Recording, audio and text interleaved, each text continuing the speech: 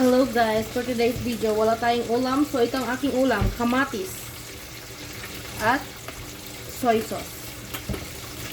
Wala akong ulam for today's video. Mag-prito lang ako ng itlog.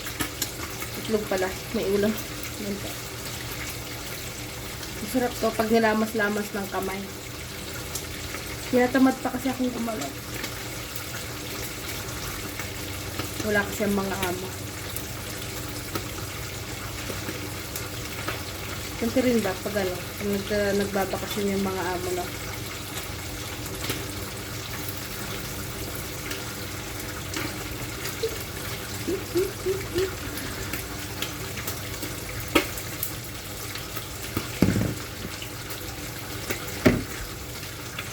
Asin.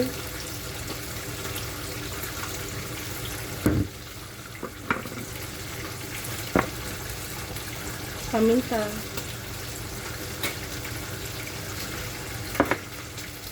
At itong soy sauce. Masarap siya itong sibuyas kasi hindi kasi ako masyadong fan ng sibuyas. Ito talaga. Dapat touch with hand. Tinatamad na akong gumawi ng patsilyo.